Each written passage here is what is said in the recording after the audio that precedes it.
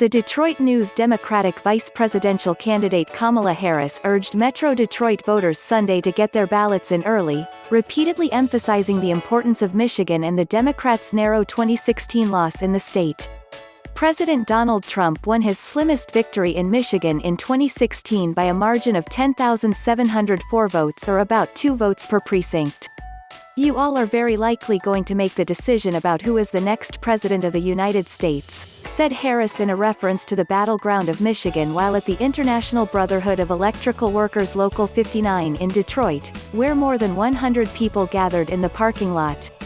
"I am back in Detroit to ask you once again to please tell everybody you know about what is at stake in this election."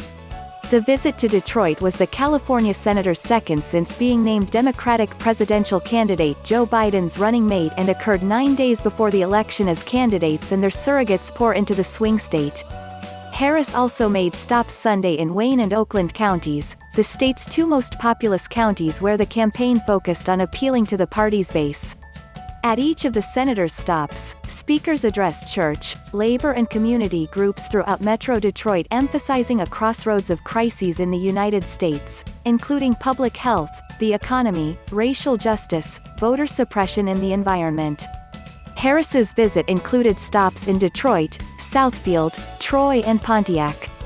Voter mobilization events in Detroit and Pontiac brought in more than 100 people, while the event in Troy attracted about 200. The crowd sizes appear to be a departure from the smaller events Biden and Harris have held in an effort to stop COVID-19 spread. All attendees wore masks and largely social distanced until the end of each address, when attendees crowded to the front of the venue to greet Harris.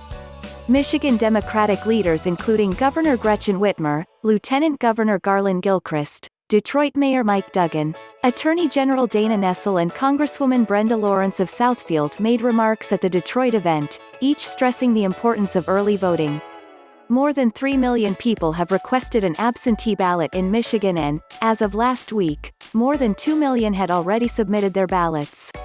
Some experts estimate a total of 5.9 million people will vote in this year's general election. More than 165,000 Detroit residents have already received their absentee ballots, and the city has more than 20 early voting centers and 30 ballot drop boxes. An estimated 98,000 Detroit residents have already voted. "Let's show up now. Let's get our votes in the bank this week," Whitmer said in Detroit. Michigan is going to decide the next president of the United States. Trump's campaign criticized the visit, noting the contrast between Biden's agenda and Trump's.